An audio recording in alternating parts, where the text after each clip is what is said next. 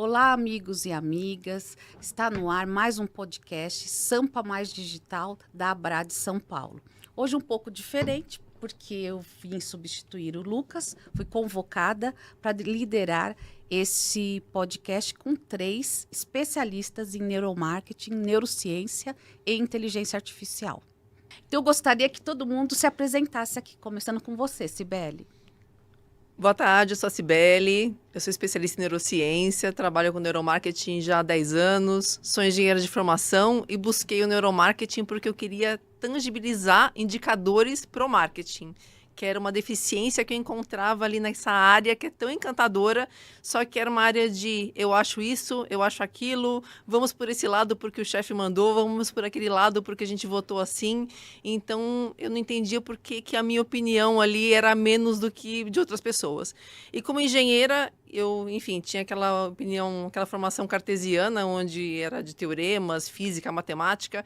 Então, eu entendia que eu devia ter ali métricas para conseguir trazer ali fundamentação para as minhas decisões. E eu falei, caramba, onde que eu vou achar isso? E aí eu achei no neuromarketing. Então, por isso que eu estou aqui, estudando neurociência e trazendo isso para a nossa realidade aqui no marketing. Perla, quer se apresentar? Claro, muito obrigada pelo convite da Abrad. É um prazer estar aqui representando esse tema, até porque sou entusiasta de neurociências aplicadas a negócios, a marketing, enfim, em vários sentidos. Inclusive, falo bastante que eu sou uma neuroestrategista. Por quê? Porque como meu trabalho há 23 anos é ser estrategista de negócios e no paralelo eu virei neurocientista, justamente também como a Cibele, buscando investigar mais do que o que está superficialmente disposto para a gente em dados, eu mergulhei na natureza humana para entender melhor as pessoas e poder assim conectar marcas e pessoas de forma mais estratégica. Então, eu coloco muito do conhecimento da neurociência dentro do meu dia a dia de trabalho. É engraçado porque a gente fala de neuromarketing, talvez seja até o momento de dar uma primeira tangibilizada no tema.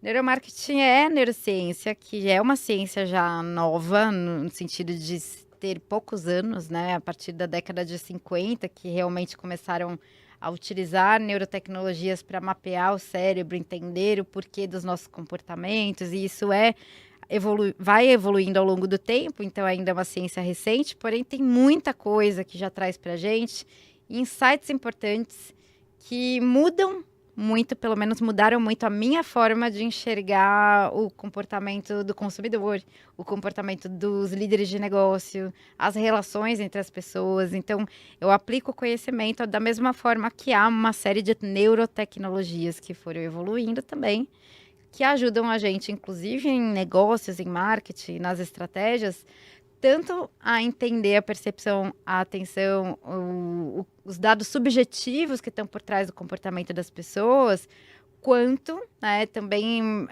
ajudar na performance de comunicação, no dia a dia de agências. E existem uma série de aplicações quando a gente fala de neurociência aplicada a marketing e negócios. Então, acho que já aproveitei me apresentando e explicando por que eu estou representando esse tema. E hoje eu tenho uma consultoria que é a Be Intelligence. Eu resolvi empreender justamente para colocar em prática aquilo que eu acredito, que é juntar os dados objetivos com os dados subjetivos para investigar efetivamente, né, a mente do cliente. A gente chama isso de consumer mind, não mais dados de comportamento só. Fantástico. E você, Terena? Primeiro, muito prazer estar aqui no meio de mulheres, falando de tecnologia, de conhecimento humano. Aliás, amo esse mix, é maravilhoso. Eu sou uma profissional de marketing apaixonada pelo conhecimento humano, principalmente voz do consumidor e também tecnologia. Falando porque eu sou apaixonada por isso, eu passei a ter uma carreira muito global, então eu passei 15 anos trabalhando em diferentes países, em diferentes setores, inclusive morei em 5 continentes. E durante essa experiência, o que aconteceu? Como eu trabalhava com expansão de marca, então eu tinha que conhecer muito rápido sobre os consumidores, porque se você vai trabalhar com uma expansão de marca e você está em outro país, em outro mercado, em outro continente que você não conhece, então como que você consegue acelerar o seu conhecimento, né, do consumidor, do cliente? E foi aí que eu passei a conhecer técnicas mesmo, né, de consumer voice. e também de tecnologia, porque a tecnologia deixa você, claro, né, processar um grande volume de dados de forma muito rápida, utilizando inteligência artificial, e, ao mesmo tempo, também técnicas de voz do consumidor, aplicadas principalmente ao processamento de linguagem natural, para conhecer sobre quem é o seu público. Hoje eu sou sócia da Loxias. A Loxias é uma empresa que representa a Brandwatch. Para quem não sabe, a Brandwatch ela é referência global em MarTech. Ela é líder em social listening e monitoramento. É uma empresa inglesa, mas é líder global. Na Loxias a gente representa essa ferramenta. E, além disso, eu também sou sócia da Be Intelligence, junto com a Pela, e a gente tem essa consultoria estratégica que junta múltiplas inteligências. Legal. Hoje vai ser bom, né? Tem bastante conteúdo com especialistas aí. Então, vamos conversar um pouquinho sobre neuromarketing, neurociência. Quem quer falar primeiro? Posso começar, já que, enfim... Já começou, né, Pela? Já comecei. Por que que eu sempre gosto de trazer o tema neurociência antes de falar de marketing e qualquer outra coisa? Porque muita gente não sabe como funciona o processo de tomada de decisão. E eu entendi, e isso foi uma virada de chave na minha vida, que não somos seres racionais como pensamos, né? Então, a maioria das pessoas acha que o ser humano é um animal racional, e a verdade é que não. Nós temos uma racionalidade, nós temos eu diria que uma ativação de uma área do cérebro que trabalha a cognição, que faz com que a gente tenha consciência, né, das coisas ao nosso redor, mas grande parte daquilo que fazemos e pensamos no dia a dia vem de processos inconscientes. E é isso que normalmente as pessoas não sabem. E quando a gente fala, por exemplo, aplicando agora a marketing e negócios, de entender os clientes, de mapear clientes, personas, jornadas, etc. Se você não sabe disso, como que você vai fazer uma análise dessa, né? E eu penso sempre que a neurociência, ela traz o entendimento desse processo de tomada de decisão. E se for correlacionar com uma jornada de consumo, a jornada do consumidor é um processo de tomada de decisão. Não é um passo a passo de onde ele vai até chegar, né, do ponto A ao ponto B. É como ele pensa, como ele sente. Então, tem 3 tipos de respostas em relação ao mundo externo. A resposta inconsciente, que é cerca de 90% de tudo, né? Então, primeiro a gente processa os dados no nosso inconsciente. Depois, isso pode virar uma reflexão, ainda, né, pensando que é uma resposta interna. E normalmente essa reflexão gera uma justificativa para as coisas que já aconteceram nesse processamento de dados interno, para daí virar um comportamento em si. Mas muitas vezes, parte da primeira resposta, que é inconsciente, direto para o comportamento, ou seja, o piloto automático está o tempo todo nos fazendo a gente tomar decisões para que a gente não tenha que usar o raciocínio. Isso tem uma função biológica muito importante, porque a gente só evoluiu como seres humanos justamente por isso acontecer. Por deixar um espacinho de energia para que a gente absorva novas informações. Então, você precisa colocar o máximo de coisas possíveis no piloto automático para sobrar energia para você aprender coisas novas, absorver novos dados. E o ser humano não tem tanta energia. Então, a energia é o nosso ativo mais escasso.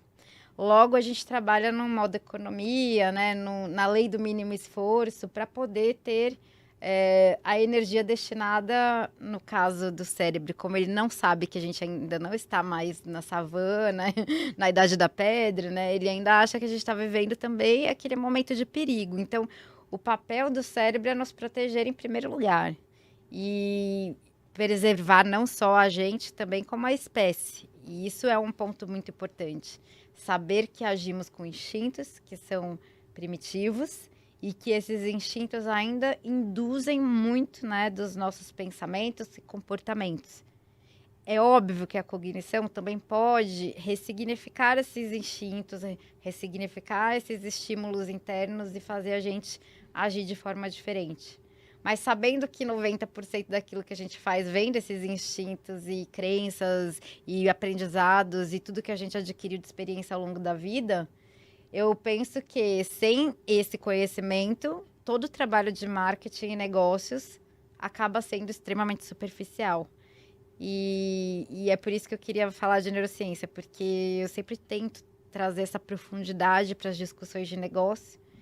E dentre desses 22 anos, 23 anos de carreira já, em todos os lugares que passei, em grupos multinacionais de consultorias e agências, dificilmente eu consegui fazer as pessoas entenderem e aceitarem, por exemplo, fazer um mapeamento desse inconsciente.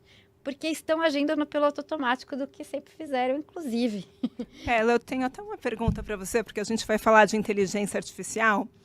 E, assim, admiro muito que você conhece muito desse tema, você também, né, de neurociência. Mas seria, assim, então, como se fosse uma base de dados na Exato. nossa cabeça? E quando a gente fala de inteligência artificial, a gente fala também de modelo de aprendizagem. É isso? É uma... Exato. Aliás, nós processamos informações dentro do cérebro, né? Então, o mundo externo nos gera estímulos sensoriais. Então, tudo é uma informação, né? A cor é uma informação, o cheiro é uma informação, não só aquilo que é tangível.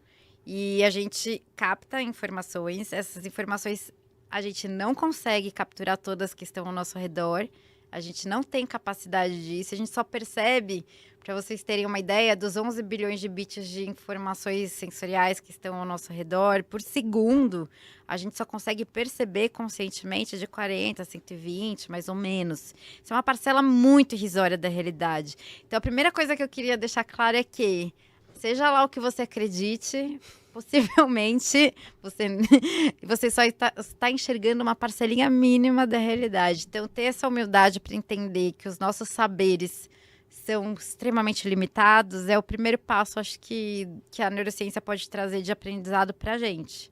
Eu queria colocar um ponto. Quando a gente fala de marketing, né, e a gente que trabalhou em marketing, trabalha em marketing, e a gente quer entender o consumidor, e a gente não entende o cérebro desse consumidor, a gente não entende o que se passa dentro da mente dele, a gente não entende o que passa dentro dessa parte inconsciente. É como se a gente quisesse entender o que acontece dentro de um carro e não abrisse o capô. É a mesma coisa. Porque o sistema nervoso ele é responsável por tudo que acontece dentro do nosso sistema, efetivamente. Então, a gente não vasculhar ali, efetivamente, o que passa dentro dessa biologia, porque nós somos seres biológicos, a gente está perdendo, como a Perla falou, 90% dessa verdade. Então, quando a gente, não desmerecendo o marketing tradicional, não é nada disso, mas só que a gente perde uma parte muito grande. Quando eu falei assim que, poxa, o que me fez buscar o neuromarketing, a neurociência, que era esses dados para quantificar efetivamente, né, tirar os eu acho, era exatamente isso, porque a gente perdia. Então, hoje, que eu trabalho com, enfim, experimentos, depois a gente vai falar disso, mas hoje a gente vê exatamente o confronto que existe entre eu acho que essa campanha aqui vai ser boa versus efetivamente se ela é boa ou não, com métricas. E você vê muitas vezes as frustrações na face das pessoas, dizendo assim, mas eu jurava que essa aqui era melhor. Ou até o próprio cliente, né? Às vezes ele fala que ele tem essa preferência, mas na prática ele tem outra. Não, exatamente, porque as pessoas dizem que querem e precisam de alguma coisa.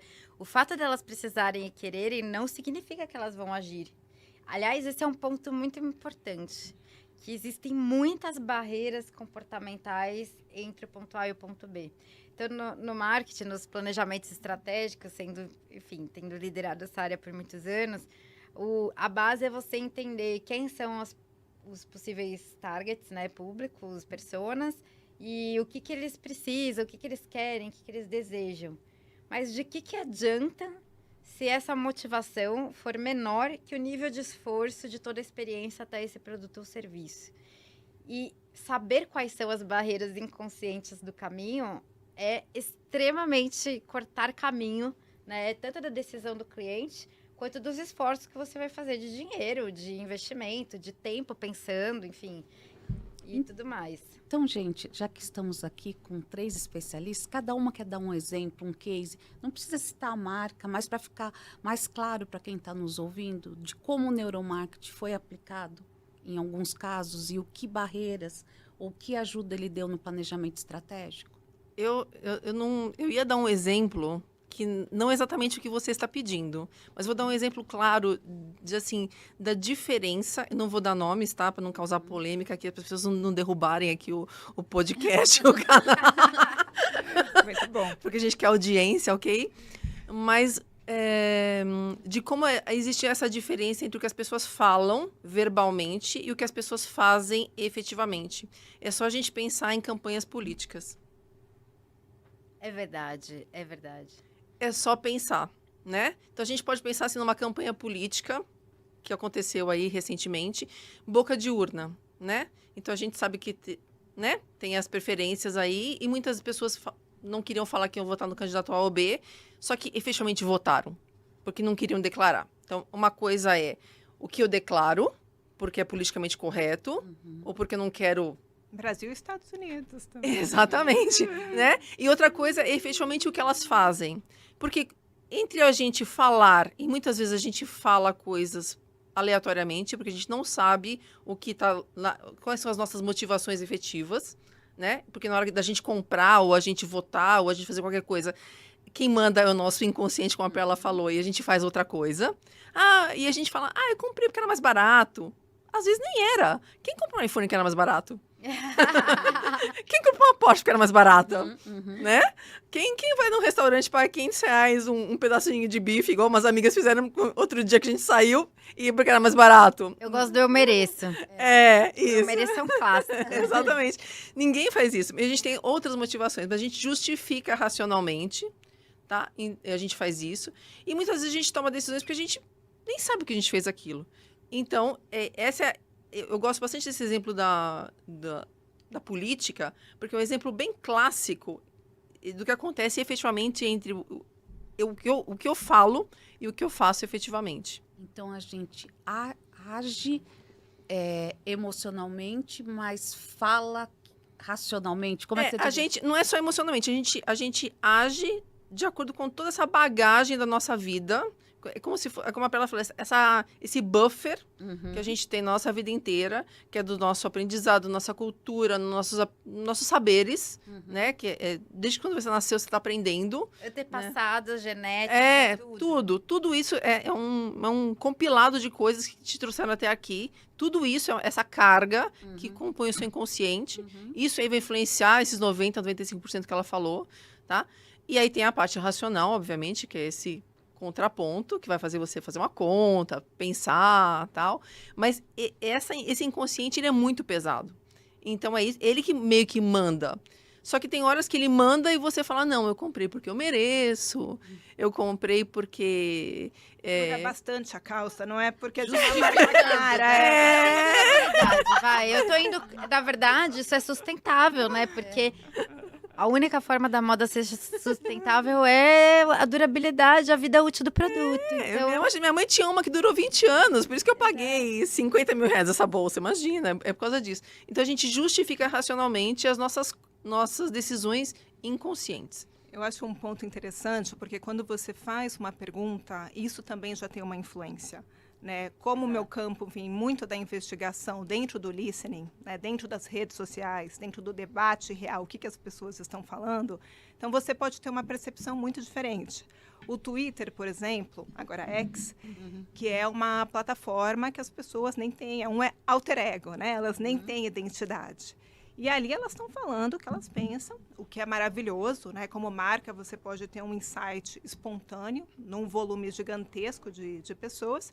Também é perigoso, né? Para discurso de ódio, é um campo, porque ali não tem identidade. Mas a hora que você passa também a olhar esse tipo de visão, o que as pessoas estão falando nas redes, muitas vezes também não reflete, né? O que elas estão falando num comentário com a identidade, ou o que elas falariam na sua frente, como pessoa. Então, tudo isso também acaba influenciando. Aliás, é um bom ponto, né? Porque nós também, mesmo que você identifique, por exemplo, um perfil de um público, essa mesma pessoa, num cenário A, vai se comportar de um jeito diferente do que o cenário B. Até porque quando muda o ambiente, muda a forma que a gente age também, né? Então, tem várias questões que eu posso trazer de exemplo. Um exemplo que eu queria trazer é muito voltado para o que a Sibeli começou a falar, tá? Do que as pessoas falam declaradamente versus aquilo que elas fazem efetivamente, tá? Tem um caso da Coca-Cola, né, que é antigo, não lembro nem da data, desculpa se eu não souber. Década de 80. Acho que 85. Do lançamento do produto, tá. Sim. Então, a Sibeli tem uma memória bem melhor que a minha, vai por Não, mim. é que esse case eu puxei recente para dar uma aula. Ótimo. Então, esse é um case interessante porque é o seguinte, a Coca-Cola fez uma pesquisa com a Quantiquali, que é o tradicional do marketing, né? E esse trabalho de pesquisa tradicional, que eu queria até dizer que eu não sou contra, eu sempre uso como complemento dentro da minha metodologia, né? A gente fala muito disso, né, Tê? Tudo é uma pista, mas jamais eu tomo decisões, por exemplo, por pesquisas de questionário. Justamente porque o dado declarado, muitas vezes, mas muitas vezes, é diferente do que o resultado efetivo da ação. Então, nesse caso da Coca-Cola, a pesquisa foi para saber se as pessoas... a Coca-Cola queria lançar um produto novo, e nessa pesquisa, a maioria das pessoas disse que preferia o produto novo, que sim, né, era melhor do que a Coca-Cola tradicional. Uhum. E na hora, né, de colocar no mercado, a empresa quase faliu. Porque ninguém queria. E todo mundo, inclusive, se revoltou por não ter mais Coca-Cola. Existem vários fatores inconscientes nesse mesmo caso. Então, por mais que o gosto da Coca-Cola nova fosse mais gostoso naquele momento comparado à Coca-Cola antiga, né, para pesquisa, existe uma relação afetiva, emocional e química em relação ao produto anterior. O hábito, né? A gente coloca tudo no piloto automático, grande parte das coisas que a gente se vicia, inclusive, é porque geram prazer e aliviam um pouco a nosso estresse, a nossa carga cognitiva. Então, tem várias e várias e várias razões, e até o próprio hábito. Então, deu errado e quase faliu um negócio que imagina, um dos negócios mais sólidos do planeta. E eu vou dar um outro exemplo até de pesquisa simples, que é o teste cego lá da Coca-Cola e da Pepsi, que esse é mais famoso, não sei se vocês já conhecem, mas eu vou repetir. Dentro de um teste entre Coca-Cola e Pepsi, com a latinha de cada uma, né, real, as pessoas preferem Coca-Cola. Mas na mesma pesquisa, tirando o rótulo, as pessoas preferem Pepsi pelo gosto. Então, até mesmo existe uma influência no paladar dos efeitos visuais do que aquele logo representa. Porque o cérebro dá significado a tudo que existe ao nosso redor, né? Então, ele captura informações para correlacionar essas informações ao banco de dados interno e, a partir disso, avaliar o mundo externo. E é nesse processo de se conectar com as informações do banco de dados interno, essas informações são registradas por emoções, que significam o mundo. Então, aquele logo vem carregado de emoção. E a emoção, quando ela é ativada nessa memória, né, esse logo vira um gatilho para você carregar todo esse significado, essa emoção, e logo você vai perceber de forma diferente até o gosto. Então, a gente, como ser humano, todo ser humano é sugestionável, né? Então, existem várias heurísticas, que são atalhos mentais, para a gente tomar decisão. E grande parte dessas heurísticas e atalhos são baseados nos nossos aprendizados e crenças que a gente vai construindo ao longo da vida. Então, a Coca-Cola se associou tanto a uma sensação de prazer, a própria questão de ser algo alegre, feliz, etc., que olhar o logo muda o gosto do produto. Que interessante. E como a gente poderia falar para a nossa audiência aqui, que são profissionais de marketing, de agências, como eles poderiam usar o neuromarketing nessa visão que vocês estão trazendo, né? Que a gente usa plataformas, dados, inteligência artificial. O que vocês poderiam falar? Eu vou trazer agora, eu vou jogar a bola para a Sibeli contar um pouquinho. Ela é representante da Real Eye. Eu falo já tô direto falando com a Cibele, porque a Cibele é minha parceira, tá? A gente realmente trabalha junto Sim. e faz algumas pesquisas. E a ideia, na verdade, acho que de trazer a Cibele aqui para falar do Real Eye é porque o Real Eye é uma ferramenta simples de colocar em prática, porque a verdade é que existem muitas formas de neurotecnologias e pesquisas neurocientíficas. Mas essa é uma forma viável. Exato. Fala aí. Bom, então, quando a gente fala de neurociência aplicada ao marketing, as pessoas pensam em capacetes de EEG, pensam em laboratório, neurocientista que não tem essas caras que a gente tem, né? Aquelas pessoas, né, com jaleco em laboratório, ressonância magnética e tal. Mas hoje, principalmente depois da pandemia, a tecnologia trouxe para a gente recursos online para a gente fazer estudos de neuromarketing em casa.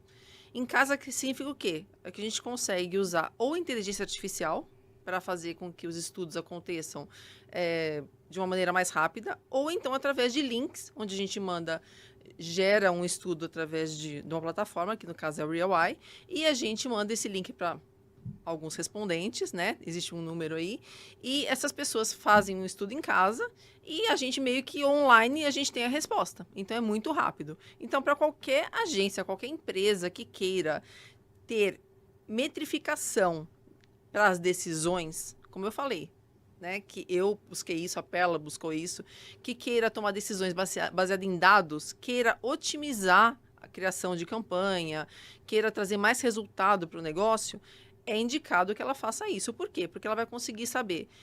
Eu coloquei a logo no canto direito da minha campanha. É o melhor lugar? Eu estou colocando a Perla comendo sanduíche.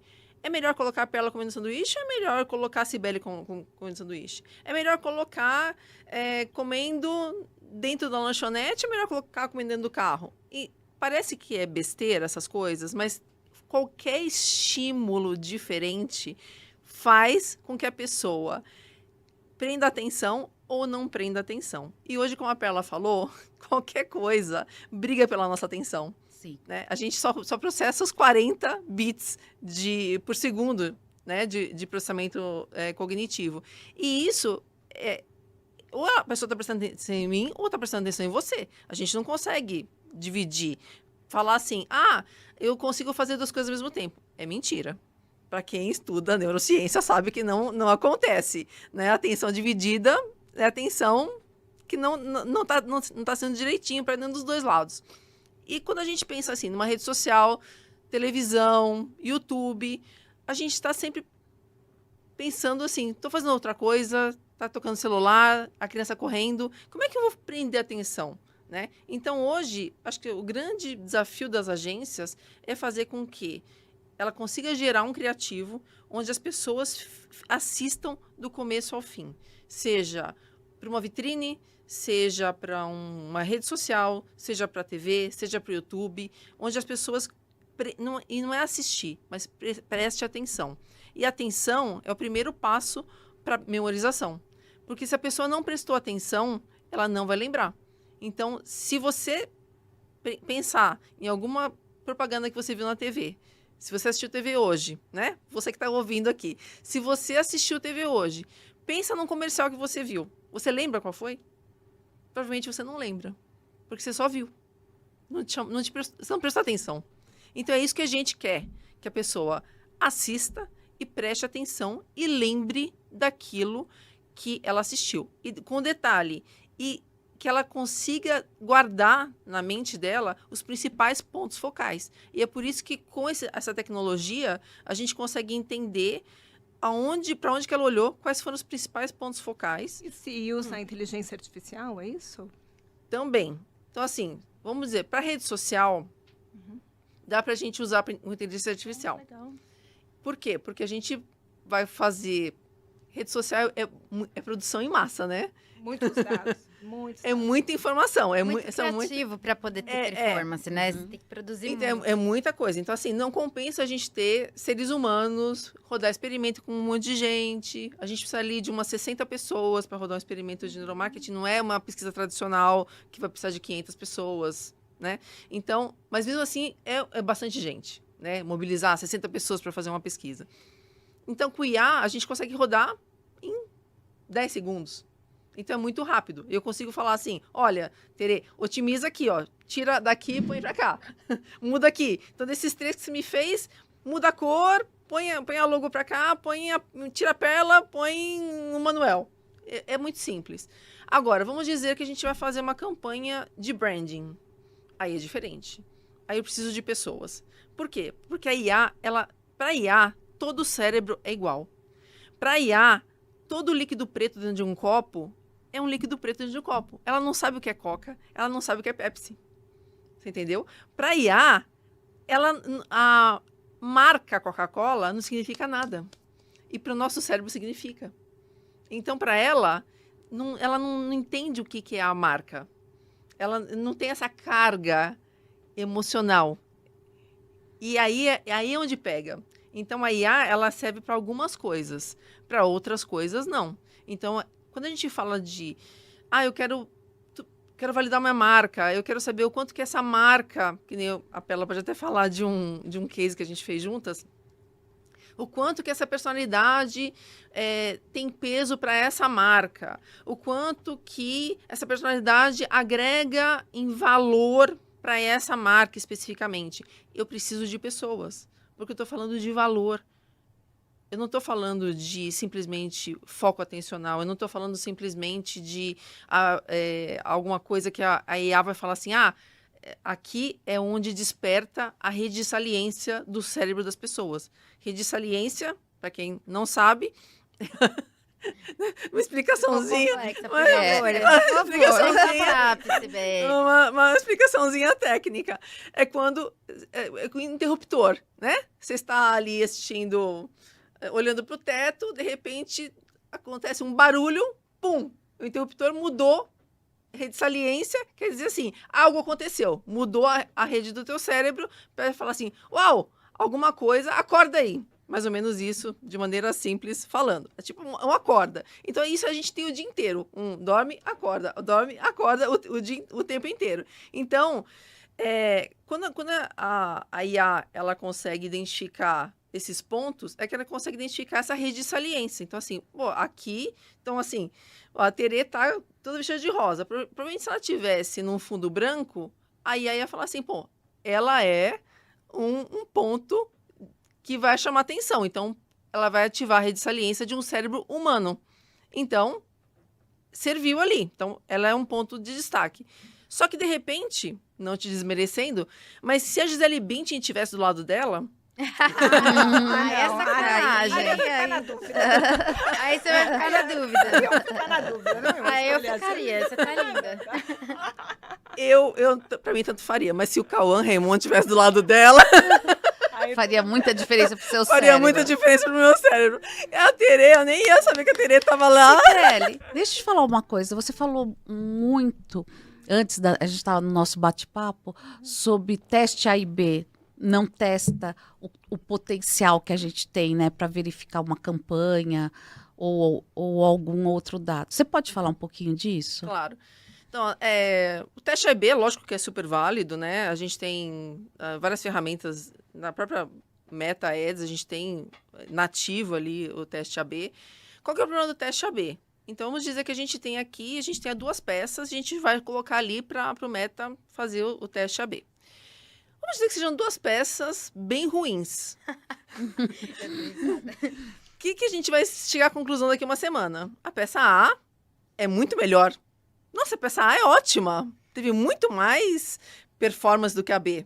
Só que não é que ela é boa, é que ela é menos ruim que a B. Certo? E a gente pode ter ali uma conclusão enviesada de que a A é ótima. Não é que a A é ótima, a A é menos ruim que a B. Quando a gente faz o teste de neuromarketing, a gente consegue levar para o mercado e publicar 2 peças já pré-validadas. 2 peças já muito boas. Então, essa é a diferença. E assim, a gente consegue fazer isso meio que num piscar de olhos. Então, essa é a diferença, entende? A gente não precisa publicar 2 coisas que são ruins. 2 coisas no eu acho. Sim. Certo? Porque assim, para quem trabalha em marketing, isso só acontece nas empresas que eu trabalhei, tá, gente? Não acontece em nenhuma outra empresa, né, Pela? É isso aí. Não acontece. Só a experiência pessoal. Só a experiência pessoal, né? Não tô julgando ninguém. Nenhuma outra. As empresas que eu trabalhei já sabem que isso acontece nas empresas que eu trabalhei. O diretor fala assim: ah, não, mas a minha avó acha que. Eu perguntei pra não sei quem, e aí falou. Acha que a caneca tem que ficar desse lado. Aí você fala: tá, mas você sabe que a caneca desse lado, que é o que você quer vender, não vai vender. Né? Acho que a Pela conhece um experimento que fizeram e que o objeto que era para ser vendido, ele ficava do lado esquerdo. Você conhece esse experimento? Depende, fala qual que é. Minha memória é péssima. Ficava do lado esquerdo e as pessoas não compravam o objeto. E quando eles mudaram pro lado direito, o objeto estourou de vender. Por quê? Porque a maioria das pessoas é destra e as pessoas têm a sensação que elas estão pegando. Olha que coisa ridícula. Só que isso você só consegue saber se você testar, né? Porque provavelmente o dono da empresa perguntou pra avó, a avó falou: põe desse lado, filho, porque... Eu fiz sem pensar mesmo, essa coisa ficou mais bonito. É isso. E aí, assim, e a gente faz isso o dia inteiro. A gente mesmo faz. Porque a gente faz ali, põe aqui, porque aqui sobrou esse espacinho vazio, põe ali. E muitas vezes o que você quer vender pode ser a caneca. E você colocou do lado errado. Exatamente. E aí, se você não coloca do lado certo, você não vende. E aí você não vendeu, o teu produto foi um fiasco, você impactou vidas, que são seus funcionários, você gastou às vezes milhões para você colocar aquele produto no mercado, e o produto não deu certo, a empresa fecha, o teu concorrente vem, lança e foi um sucesso. Quantas empresas já aconteceu isso? Várias. Não basta você ser bom, você tem que parecer também bom, né? E isso Testar se você é bom, se seu produto é bom. Sim, isso minimamente. Então, com pequenas coisas, então esses ajustes é que fazem a diferença. Porque quando a gente fala de insights do consumidor, essa ciência comportamental que consegue ler o que a Pela falou, que é esse inconsciente, faz toda a diferença, gente. É o que eu falei, é você consertar o carro sem abrir o capô. Exato. Eu vou trazer um ponto aqui complementar, que eu sempre falo que dentro do nosso processo de atalhos inconscientes, né, que nos levam a agir de forma automática, enfim, e até irracional, nem sempre o lado inconsciente está errado, tá? Muitas vezes é uma proficiência mesmo, algo que você já sabe muito, tipo, 2 mais 2 igual a 4. Eu respondo rápido, faço rápido, tá tudo certo. Tudo que exige análise em profundidade vai levar tempo. Então, tempo é um problema, né? A gente estava falando sobre isso antes. E uma das coisas que interferem muito no processo de decisão, de consumo, daí a gente está falando agora, vamos voltar um pouquinho aqui, é um problema de mercado. A gente está vivendo uma era de muita opção para qualquer tipo de produto, para qualquer tipo de caneca, né? Tem 1 milhão de canecas, ainda tem isso. Uhum. O que significa isso? Significa que a forma de comparar uma caneca e outra começa a depender ainda mais do que significa essa marca, do que significa aquela outra. E o significado que a gente dá para as coisas se baseia em uma coisa muito importante chamada cultura. A cultura, que é a teia de significados que nos conecta, que é basicamente as normas de convívio, as regras sociais, os fenômenos sociais que vão surgindo como novidade e que, portanto, induzem aquilo que a gente valoriza. Eu vou dar um exemplo. Se você gosta muito dessa caneca, e nós 3 aqui estamos rejeitando, imagina, quem gosta desse tipo de caneca é uma pessoa horrível, né? Você vai ficar quieta, quietinha na sua. Talvez você jogue fora essa caneca quando você chegar em casa.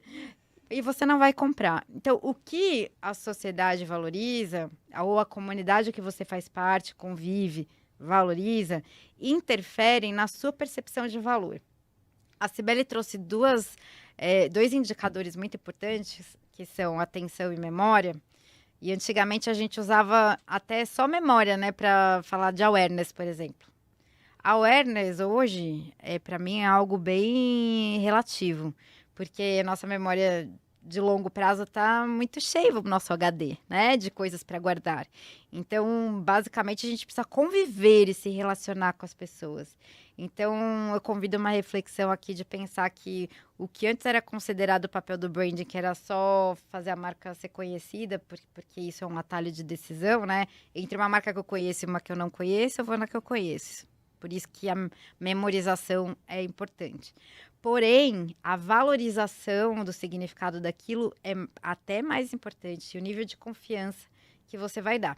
Então, se na cultura a gente identifica que algo é valioso, é a hora de uma marca começar não só se adaptar, mas às vezes criar coisas que vão sanar esse fenômeno social e cultural que tem um potencial de se estabelecer como mainstream, como algo em massa. E é aí que entra, para mim, uma das ferramentas mais relevantes que ajudam a entender significado social, que é o social listening, que não é só social, que é listening, né, que acaba sendo um rastreio de tudo que está sendo dito e de tudo que está sendo falado, porque nós somos seres sociais e nós repetimos, mesmo sem dizer que somos influenciáveis, nós nos influenciamos pelos outros em tudo. Então, todos nós somos influenciadores e todos nós somos influenciados. Por mais que seja vendo repetidamente uma coisa que você não gosta, de repente você vai começar a gostar porque todo mundo gosta, né? Então, eu adoro um episódio do Truques da Mente, onde, enfim, tem uma japonesinha numa sala, num consultório médico, e é um experimento. Não tem algumas pessoas na sala esperando para serem atendidas e, de repente, toca uma buzina, as pessoas levantam e sentam. E ela começa a olhar e fala, nossa, que bizarro, né? Ela deve ter pensado, o que essas pessoas estão levantando e sentando? E aí vai acontecendo várias vezes e todas elas levantam e sentam. Até que uma hora ela não aguenta, ela levanta e senta. E aí todas as pessoas que inicialmente estavam fazendo esse comportamento foram atendidas por um médico e foram embora, ela ficou sozinha ali. Aí tocou a buzina, ela levantou e sentou. Isso é um hábito social. Então, a gente tem uma tendência a seguir os hábitos e conformidades sociais, que é um dos vieses mais fortes do nosso comportamento. O viés da crença, que é reforçar aquilo que eu acredito, e o viés da conformidade social. E por isso que eu acho que tenho certeza que ferramentas como o social listening nos ajudam muito a entender o que as pessoas acreditam e o que é conformidade social. E aí eu queria trazer a Terena para falar sobre isso. Vou falar. E antes de falar disso, acho que vou falar de outro ponto muito importante que você trouxe, que é a questão da awareness. O que é awareness hoje, né? E está cada vez mais difícil você ter awareness nesse ambiente cheio de informação, todo mundo brigando ali para pegar sua atenção em 1, 2, 3 segundos. E se você olha métricas, né, até da própria Meta e do Google, você olha ali engajamento, porque o seu vídeo teve 3 segundos de views. Isso realmente é engajamento? Né? Eu me questiono. Né? Obviamente, você tem outras métricas interessante, mas onde eu acho que eu queria chegar, né? É muito importante que hoje a marca ela tenha uma conexão de valor, né, com o consumidor, com o cliente. E isso você vai fazer de uma forma mais emocional. E como você vai fazer, né, essa conexão profunda? Vai ser com um ad de 2, 3 segundos ou algo super invasivo, que você está querendo ver seu vídeo no YouTube, aparece alguma coisa ali que você... Te dá ódio. Então, eu acho que a gente está passando também por um resgate do branding, mais de um novo branding, mais um branding focado em conteúdo relevante. Né? Não é que a gente saiu do orgânico, foi para performance e agora está voltando para o orgânico. Acho que é algo novo que está em transformação, mas como que você consegue ter um conteúdo relevante, né, com conexão. E daí entra a questão do listening. Então, eu acho que o listening ele foi inventado já faz tempo, tá? Não é algo novo. A própria Brandwatch, ela nasceu em 2007, tá? Então, todo mundo fala de inteligência artificial agora, mas já era uma ferramenta de MarTech focada em inteligência artificial, principalmente em processamento de linguagem natural. Vou falar de novo porque eu amo esse campo. E é um campo que você tenta entender o ser humano através da linguagem. Então, você consegue entender entender entre aspas, né? Como máquina, o sentido. Se alguém está falando isso, o que isso significa? Se está falando assado, o que assado significa? É positivo? É negativo? Né? Isso te ajuda também a traduzir um conteúdo, né, de forma até simultânea. Então, esse é o estudo que você tem para compreender, né, usar a inteligência artificial para compreender, interpretar a linguagem humana e até usar a própria linguagem como o ChatGPT. Então, a Brandwatch está aí desde 2007 fazendo isso. E o que a ferramenta faz? E eu vou tentar ser agnóstica aqui, eu estou trazendo a Brandwatch porque eu tenho muita experiência, mas você também tem outras marcas, né, no mercado, inclusive nacionais, mas você consegue avaliar o sentido, né? O que as pessoas estão falando. Então, se elas estão falando sobre a sua marca, qual que é o assunto? Mas eu não quero saber sobre marca, eu quero saber também sobre um tema. A gente também consegue mapear isso. Então, eu sou uma empresa de fragrância, por exemplo, e eu quero entender tendências de aroma, que elas mudam, tá? No começo já foi mais floral, né? Chanel número 5 é super floral, depois acabou indo para uma coisa mais spice, depois foi para uma linha, né, a partir das décadas, para algo mais assim, mais de sabor, de gastronomia, e continua evoluindo.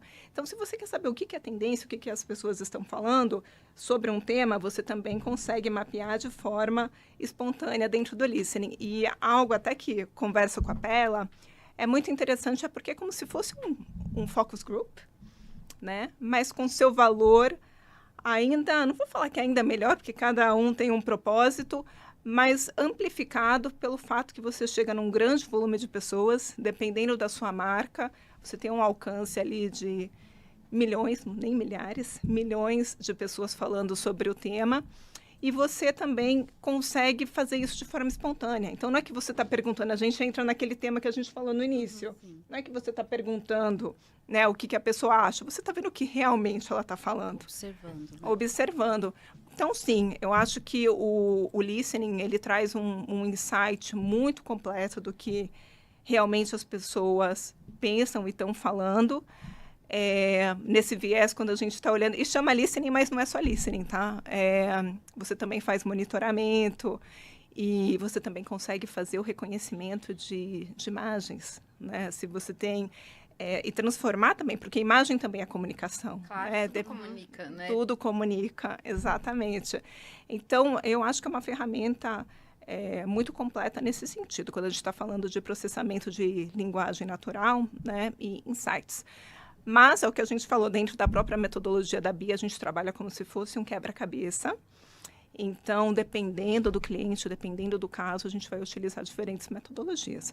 Então, se você é um cliente que está olhando ali o mercado B2B, então o listening não é a melhor ferramenta para você, né? Então, a gente vai olhar o próprio CRM. Eu amo o CRM e ele é super subestimado em muitas empresas. Porque se você faz uma boa arquitetura de dados, né, se você faz um bom tagueamento, você pode ter insights incríveis sobre o seu cliente, né? O que ele engaja, o que ele não engaja, o que ele gosta, barreira de compra. Então, aí é um quebra-cabeça. Dependendo do caso, a gente acaba focando mais em algumas ferramentas e acaba fazendo como se fosse um lab, né, Pérola? Eu acho que aí entra a inteligência artificial, que a gente está agora fazendo um spoiler. A gente está criando... Porque o grande problema, por exemplo, de fazer tudo isso, sem, pelo menos eu na cadeira de direção de estratégia e insights, tá? Sempre foi, mas isso vai demorar 200 anos. Mas vai precisar de um time enorme, né? Para fazer rápido, muita gente. Mudou enquanto você está estudando, né? Exato. Mas como que eu vou fazer tudo isso e fazer pesquisa neurocientífica e fazer social listening, fazer isso? O cliente precisa disso daqui 3 dias. Então, o que a gente está criando? Uma forma de mineração de dados com inteligência artificial para capturar todos esses dados, sim. E aí, obviamente, simultaneamente, os dados podem ser carregados de forma simultânea, não precisa de um tempo para uma pesquisa, depois para outra. Minerar esses dados para trazer insights. E os insights são humanos. Sem a nossa mente criativa, sem a nossa bagagem de negócio, sem a nossa bagagem de todas essas inteligências, por isso que a gente fala que a Bia é uma empresa de inteligências múltiplas, sem todas essas visões e perspectivas, inclusive de tecnologia, você nem consegue trazer um direcionamento adequado. Então, eu acho que o maior desafio hoje, pensando agora de dados objetivos versus dados subjetivos, é mapear o que está, né, no dado objetivo e o que está no dado subjetivo e chegar a conclusões de quais são as motivações reais das pessoas, se é que elas têm, né? Porque às vezes você fala, mas todo mundo vai precisar dessa caneca. Voltamos para a caneca, coitada. E, na verdade, a pessoa não tem consciência de necessidade, então não tem uma motivação. E é uma caneca linda, hein, Abrade? É verdade. Então, assim, o fato de eu precisar tomar água em algum lugar não significa que eu preciso dessa caneca, ou que eu tenho consciência que eu preciso. Talvez você tenha que me mostrar que eu preciso. Então, a motivação é uma correlação entre a necessidade implícita e a consciência de necessidade. Então, a necessidade implícita está no emocional, está no desejo, na vontade, no que vai suprir uma carência. E a necessidade mais objetiva é eu ter uma justificativa racional para isso. Senão, a motivação vai ser talvez não tão alta versus o esforço financeiro, de tempo, cognitivo e etc. que eu tenha entre eu e esse produto. Ok.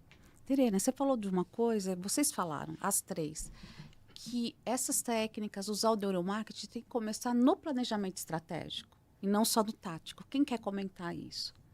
Posso falar sendo planejadora. Eu acho que a pérola aí tem. Na verdade, eu acho que são duas coisas, tá? A aplicação pode ser tanto do conhecimento, daí eu convido todo mundo a estudar sobre, porque se você não entende tudo isso que eu estou falando, como que você vai analisar um dado? Uhum. Inclusive, estou falando até para quem trabalha com dados, tá? E os vieses de análise de um dado existem no próprio analista. Então, se você não sabe como funciona a mente humana e quais são esses atalhos que ela toma para tomada de decisão e para chegar em seus julgamentos de valor, você vai provavelmente analisar um dado de uma forma enviesada. E normalmente é justificando aquilo que você já acredita, ou mesmo indo para um caminho que é mais fácil. Então, esse é um ponto, e usar o conhecimento aplicado na análise de dados é algo que eu acho fundamental. Então, ter o conhecimento humano, para mim, é a base de um profissional de marketing do novo mercado. Segundo que usar esse conhecimento para analisar consumidor e perfil. Então, por exemplo, quando eu faço um trabalho de planejamento, já passou por um processo de observação, levantamento de dados, orientação, que é entender o que esses dados significam. E para entender o que esses dados significam, como eu falei, o conhecimento do comportamento humano é importante. E aí, sim, no planejamento, saber criar influências comportamentais com base em conhecimento neurocientífico. Nesse momento, entra um trabalho também de pesquisa neurocientífica que pode ser feita, onde eu testo determinadas influências que podem ser de qualquer tipo, né? Desde comunicação até experiências físicas mesmo, ou mesmo de percepção de valor ou qualquer outra coisa, depende do que é esse planejamento. Mas eu posso testar ou fazer alguma pesquisa neurocientífica focada nessas hipóteses que eu levantei antes. E a partir disso, começar a rodar um plano de ação. E para executar esse plano de ação com menos perda de dinheiro, testar antes a eficácia dessa comunicação, dessa estratégia, desse produto, dessa experiência que eu vou investir. Vou lançar uma plataforma de e-commerce, quanto custa esse investimento? Milhões? Então, ter esse trabalho, por exemplo, de analisar a experiência antes de lançar é fundamental. Então, eu diria que é um looping, né? De planejar, tomar decisões e testar já com meio caminho andado para não entrar nesse teste em learning do erro, como a Cibele comentou. Mas só queria fazer um comentário rapidinho, que assim, a gente sabe que a maioria das empresas não fazem planejamento. E isso é uma verdade de mercado. Mas assim, se você é de uma empresa que não fez o planejamento, ai meu Deus, e agora já tô ali, e agora?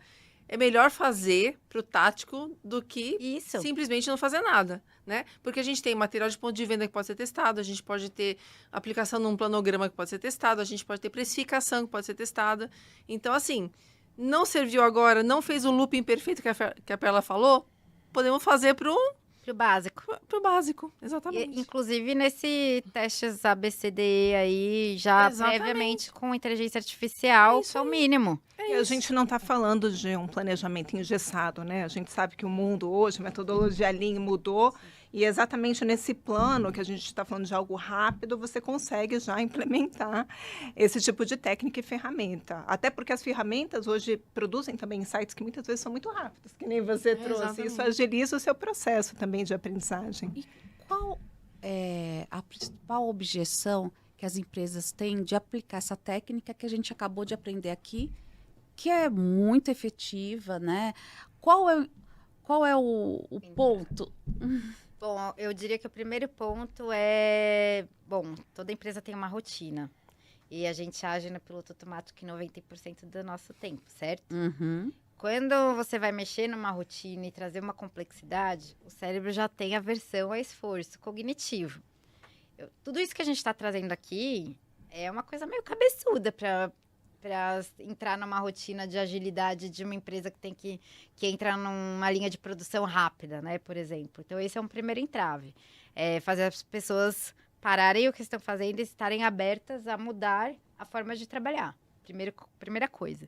Segunda coisa, eu acho que tem uma crença limitante de que é algo que é demorado e caro. Nossa, extremamente limitante. É muito mais barato que fazer pesquisa qual e quant. Isso eu posso garantir. E a mão de obra também, né, Pera? Aí entra esse terceiro ponto, que é a capacitação de pessoas. Quem é que tem conhecimento sobre isso para poder abraçar a causa?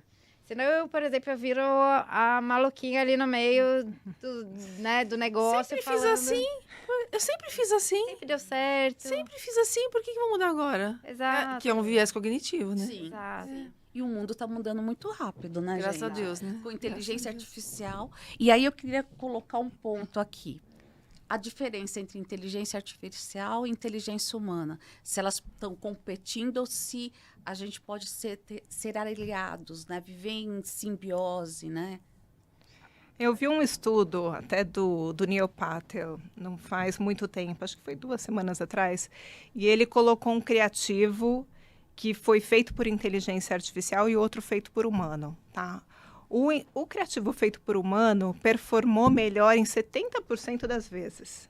Depois ele fez um outro teste que ele pegou um criativo híbrido, né? Que o humano dominou a inteligência artificial. Esse daí foi o que performou melhor. Então, o humano ele é melhor que uma máquina, né? Mas um humano com uma máquina é melhor ainda. Nossa, você fechou É perfeitamente. bem complementar, né? Eu acho que é bem complementar. A inteligência artificial deve ser usada para, inclusive, potencializar a inteligência humana. Nos poupa tempo para uma análise de dados mais profunda, que é o grande problema, por exemplo, das empresas. Elas não têm o momento de parar para refletir. Refletir gasta tempo e gasta energia e, né, naturalmente, a gente tem aversão a pensar.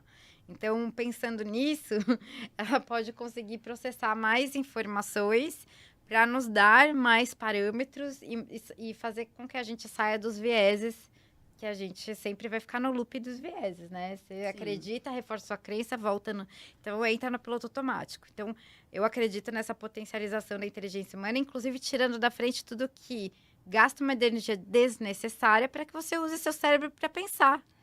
Pensem. Eu acho que essa é uma dica. Mas isso não quer dizer que a gente não tem que usar nosso cérebro. Exato. A gente tem que continuar estudando, continuar aprendendo, continuar se desenvolvendo. É isso que eu sempre falo. A gente tem que aprender e desaprender diariamente. Sim. Com inteligência artificial, mais ainda. E aí vem uma pergunta, né? O que vocês acham que vai acontecer nessa simbiose inteligência artificial e inteligência humana, já que vocês são neurocientistas? Como vão ser... Eu sei que vocês não são futuristas, né, nem adivinhas, nem nada, mas assim, como vocês veem isso? Que vocês conhecem profundamente a capacidade da inteligência humana e vocês sabem como funciona uma inteligência artificial. Bom, eu estudo bastante sobre futuro também. No paralelo de tudo isso, eu tenho estudado bastante até sobre o futuro da medicina, sobre as possibilidades. Já existem muitas tentativas, inclusive, de reproduzir um neurônio humano, né, de verdade, para substituição mesmo de áreas do cérebro que estão inativas, para doenças degenerativas. E tudo isso só é possível porque existiu uma inteligência humana que soube usar uma inteligência artificial, tá? Então, eu ainda acredito e não vou dizer que eu tenho certeza porque eu não sou, né, não sou a sabedoria do universo ainda, tô brincando.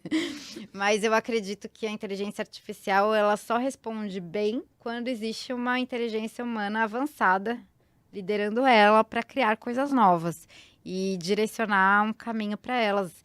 Porque a inteligência artificial, ela reproduz e automatiza aquilo que você induz, né? Ela toma decisões sozinhas, ela substitui algumas questões humanas, algumas necessidades do dia a dia. Eu não digo nem questões humanas, mas eu acho que vai provocar, e aí é um ponto de reflexão meu, tá? Filosófico, vai provocar a humanidade para começar a se tornar mais pensadora, mais criativa, mais imaginativa, porque hoje a gente ainda está muito operacional, Sim. muito tático, muito piloto automático. E isso é uma possibilidade de avanço, apesar de ser um risco também de emburrecer, né? Se seguirmos uma tendência da lei do mínimo esforço e pararmos de fazer e de pensar e simplesmente delegar. Então, acho que tem esses dois caminhos. Tem aquela pergunta, né? Meu emprego vai existir no futuro, né? Eu ainda, né, vou ter espaço no mercado de trabalho. Acho que essa é a dica da Perla. Pensem, continue pensando e dominem a inteligência artificial. Pensamento crítico é sempre importante, né, gente? Porque para decidir, não vai ser a máquina. Ela vai trazer dados para que um humano decida realmente.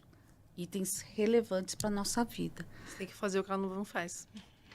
Você tem que exato. fazer o que ela não faz. Exatamente.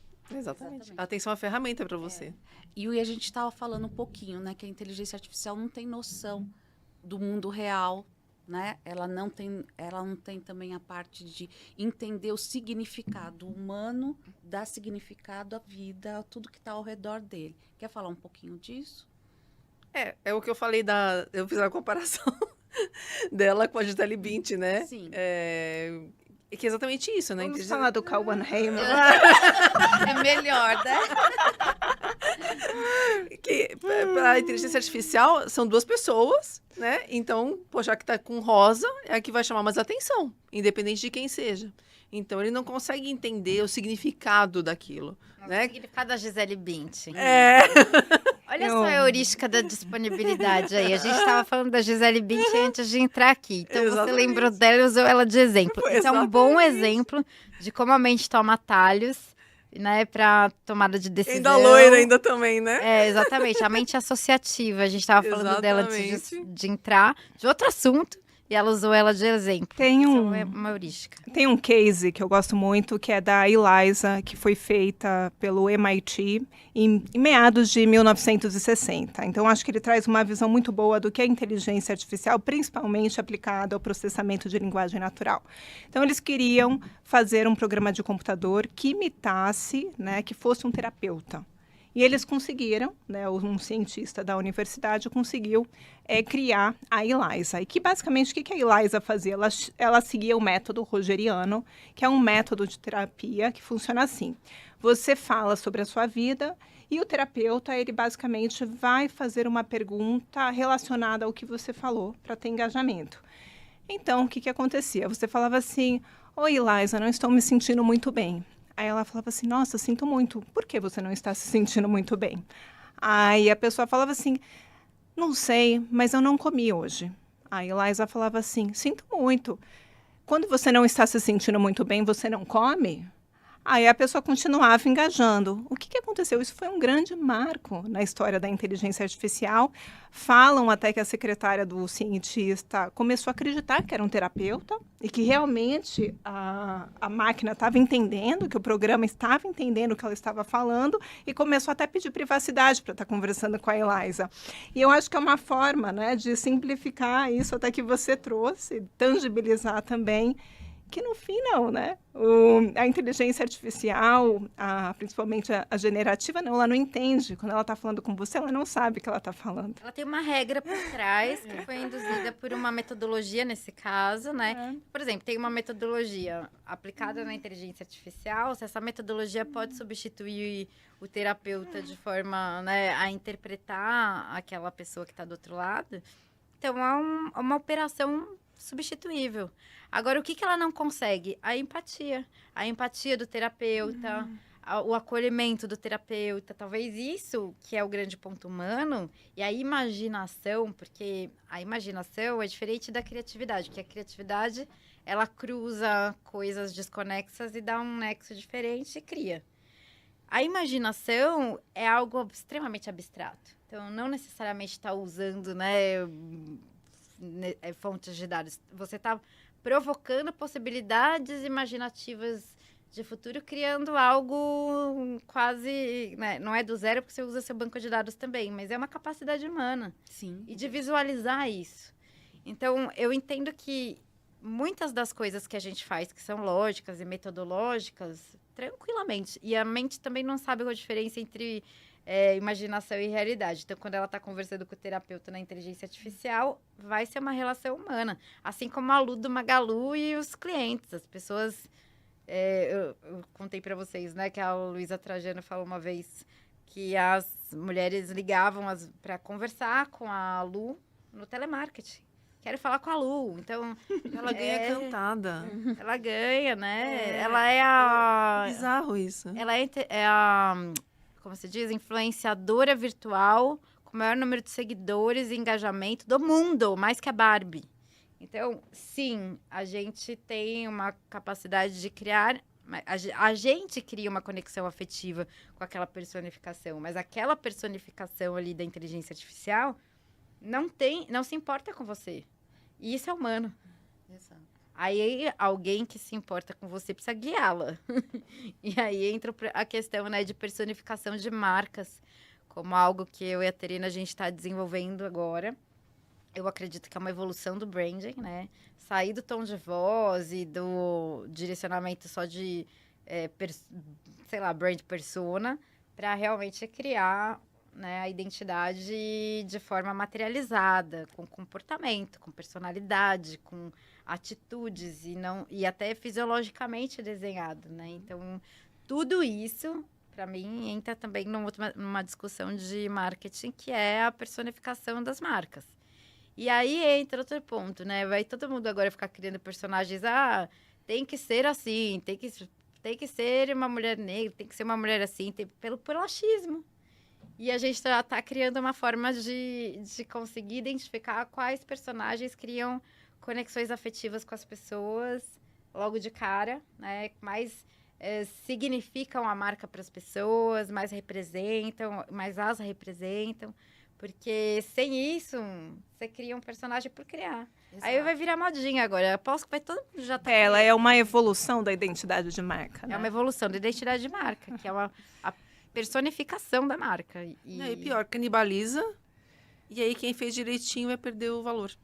Super. Não a Lu, porque ela já tá consagrada e tal, mas as outras... Criar por criar esse tipo de personificação, esse para mim é um trabalho de branding que eu acho que as empresas de branding não estão preparadas para fazer. Uhum.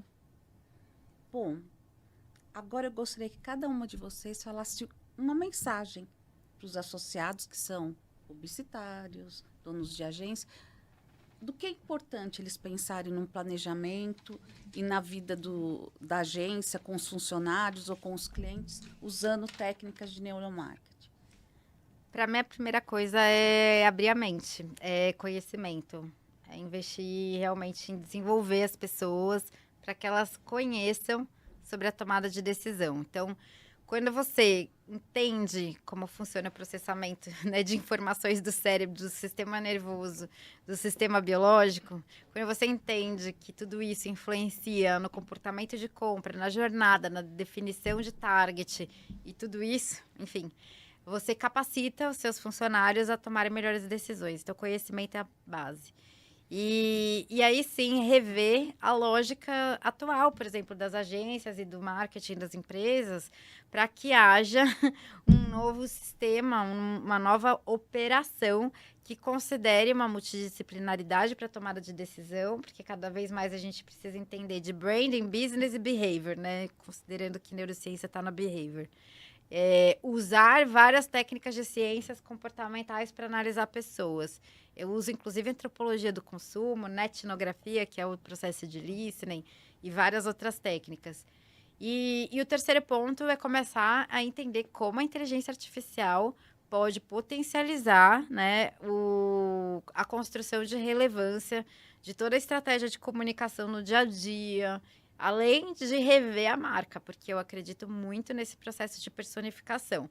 Quem já tiver um pouquinho mais avançado e quiser construir uma experiência mais próxima com os colaboradores e com os seus clientes, precisa começar a pensar nisso, né? Não só no tom de voz e na linguagem de forma, né, distante, mas agora realmente criando a marca como um ser humano, humanizando de verdade essa relação. Acho que essa é a minha provocação. Legal. E você, Tereza? Primeiro, também, conhecimento do consumidor ou do cliente, isso para mim assim, é crucial, e quebrar paradigmas, né? Achar que você vai conhecer o cliente fazendo mais do mesmo. Então, abrir a cabeça, como a Pérola falou, usar diferentes técnicas, utilizar dados, utilizar simulações. Então, ou contratar, né, Pérola, uma consultoria especializada nisso também. Então, o que você consegue realmente fazer para ampliar esse seu conhecimento do cliente, que muda muito rápido também. Você não vai fazer um estudo e vai ficar tranquilo, guardou na gaveta. Isso também precisa de acompanhamento, muda muito. Outra coisa é domínio AI, que a gente já falou, tem que dominar a inteligência artificial. Então, se a sua área é mais criação, você tem que entender como que a criação vai funcionar nesse novo mundo. E eu acho que vai acontecer uma coisa muito interessante, é que hoje você tem ainda o domínio das marcas no desenvolvimento de conteúdo e de muitos espaços. Mas isso está mudando. Então, você olha, por exemplo, a Netflix domina as produções, né? Para você fazer uma grande produção de série, de cinema, você precisa, né, de uma grande produtora. Isso vai mudar, porque daqui a pouco você vai conseguir fazer seu avatar, o seu personagem, e você faz o seu próprio filme, né? A mesma coisa, hoje você cria a sua marca pessoal e você cria o seu produto de beleza. Então, você não depende apenas de uma grande marca de cosmético para criar a sua própria marca. Então, eu acho que o AI ele vai acelerar esse processo porque ele vai facilitar o processo de criação. Com certeza. E você, Cibele? Acabou, elas já falaram tudo. Não, mentira. Não, o que eu queria falar assim... Começa no básico. Não, o que eu ia falar assim, juntando tudo que as meninas falaram, assim, parece que é um negócio... Nossa, mas de onde eu vou tirar dinheiro para fazer tudo isso? É um negócio que vai ficar caro, vai onerar o meu negócio, onerar a minha empresa, meu cliente não vai querer pagar. Só pensem o seguinte, isso é um investimento. Porque se as empresas, e eu falo por experiência própria, tá? As empresas que contratam esse tipo de serviço, elas conseguem otimizar o orçamento em até 5 vezes. Então, assim, pensa assim, uma empresa que vai investir 1 milhão, equivale se ela investisse 5. Então, que cliente que não gostaria de multiplicar por 5 vezes o orçamento? Então, eu acho que, assim, para uma agência que traz esse tipo de resultado, é super bom. Para o cliente que está contratando direto, é super bom. Porque quando a gente já sai com o time vencedor para campo, e já vai trazer resultado, e já está otimizado, e a gente já sabe o que a gente vai trazer, um negócio que vai dar certo, garantia de sucesso. Então, a gente não vai entrar naquela estatística do produto que vai falhar, da empresa que vai quebrar, da empresa que vai fechar, porque o concorrente depois vai dar certo.